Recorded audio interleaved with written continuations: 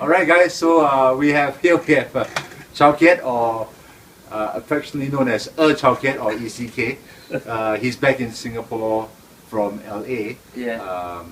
After how long was it? No, it was like 10 months, 9, 10 months. Yeah. 10 months in MI, and he's Yeah. going back in a couple of days' time to Yeah. go to embrace LA. So let's find out more about what's been happening for Chow Kiat. So let's start off by asking, so what's been happening with you? I just got off, as in like I just finished my 3rd quarter in school in MI, so it's pretty intensive. It's every day, it's practice, few hours, and just working on different stuff. So I spent like three quarters already, so I have 3 more quarters to go. And then I've also, besides studying, I also have been doing some shows here and there. So I got off like a 2 CD tour with several Hong Kong and Taiwan artists. Before, in LA, in San Diego, and then we did a show in San Diego, and then 2 shows in Sacramento before my flight. And then after the show, I have to catch my flight from Sacramento to LA, and then go home, pack my stuff, and then from LA fly to Singapore. So you can tell like I'm sick, you know, not feeling too well, but it's great. Yeah, the whole experience is really like it's kind of first for me.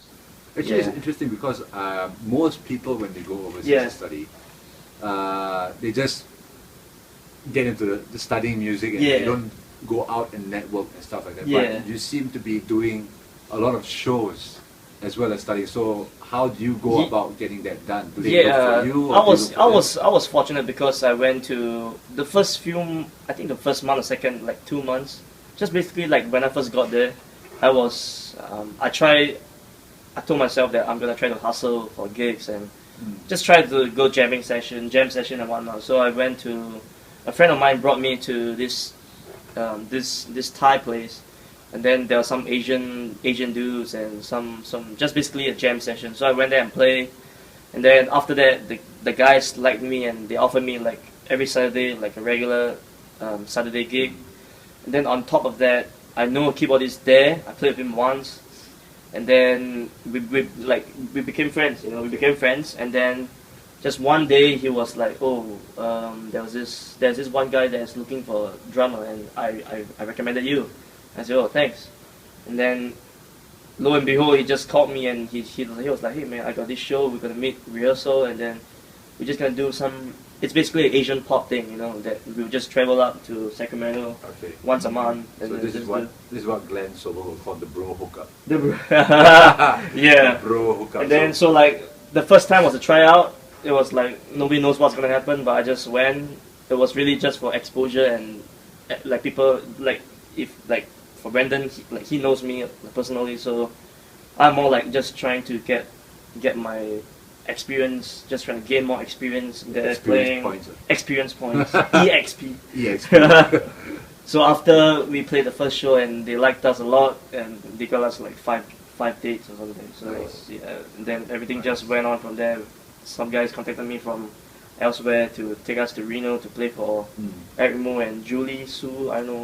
I'm not sure with Julie, but I'm more known with Eric. Yeah. Yes.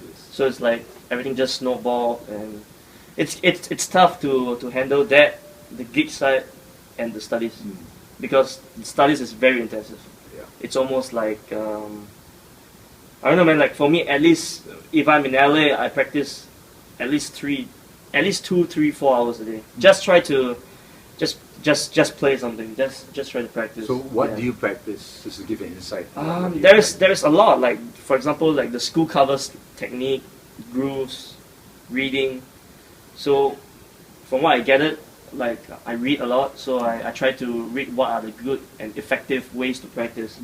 So I'll just make Monday I'll practice technique for a few hours. On Monday I'll practice technique and reading. Then Tuesday practice, I don't know, concepts, your bass drum technique, and then maybe Wednesday single strokes, and you need to mark down that your tempo and the BPM, because week after week, if you do that diligently, it's gonna improve. Yeah. And for me, it's not so much of the speed, but the quality of your tone and everything. So and then there's there's like one day I leave it just for grooves and just practice a snare drum, 50 BPM, just go for the crack.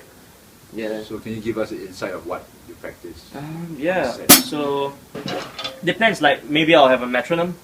So once I have the metronome, I'll just go for a warm up, and then the warm up may be, for example, right now I'm just practicing on bass drum. There's this twitching technique that I'm learning from Dave Illich. Came to our school, and then he gave like a clinic on using one of the section of the clinic is using Bass drum twitch. Yeah, based on twitch, and then it works, man, for me at least. So yeah, for grooves, like I try to play like more open now, not so much of very like tight and very compact. I just try to be loose. And then there was like my first drum teacher, Dave Salinas. He actually taught me how to play open snare and just give it a really nice rounded tone, because he's like a studio guy. So when he plays, he really goes for that. So for example,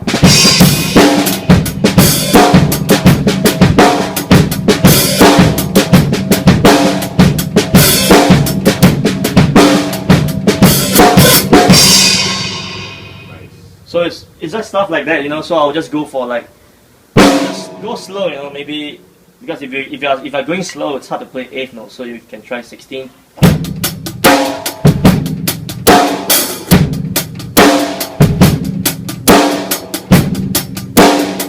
So I'll do this literally for hours, because I think it helps, like half an hour, 45 minutes, 1 hour.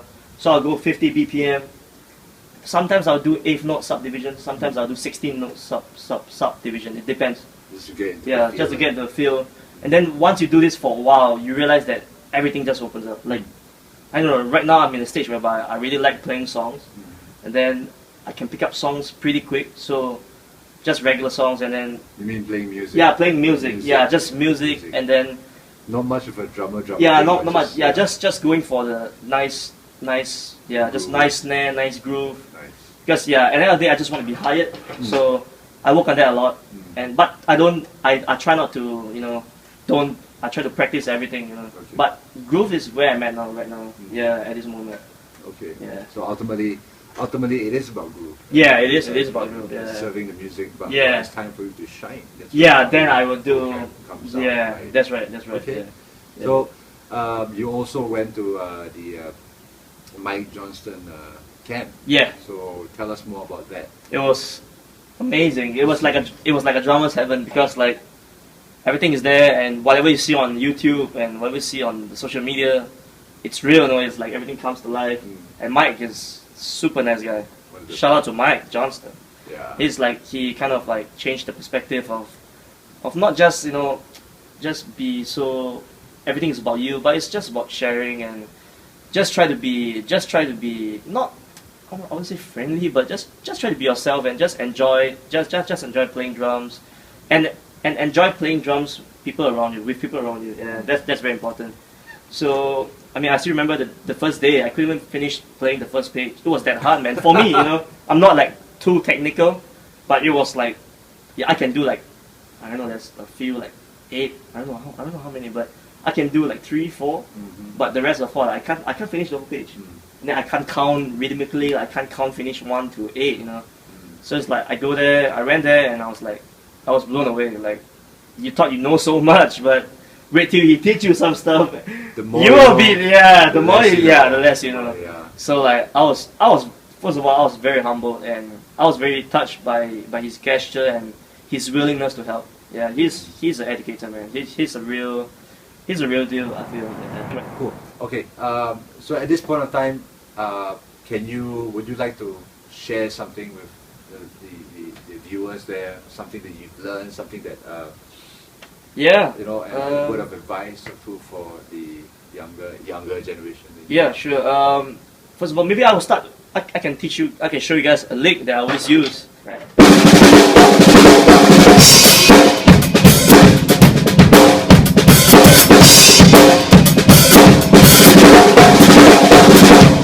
So basically it's just this, and then what I'll do is, when I was there, the black guys, they will like keep showing me stuff, and then they were like, come on man, put bass drum on your right hand, the accent. So I came up with this. Ah, man.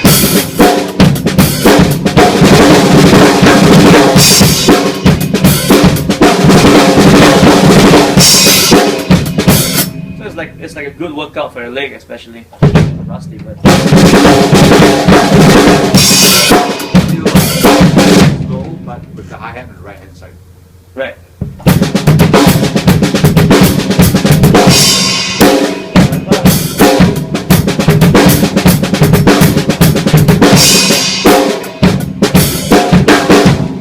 Yeah, so that's one lick that I always use right now, so you can practice. Okay, so we'll wrap this up by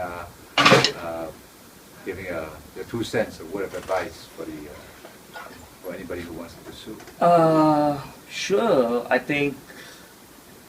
I mean, in the past, I used to think that, you know, just practice whatever things you like, and then you become good. But I don't know, man. For me, when I went to the States, it's about practicing whatever you don't like.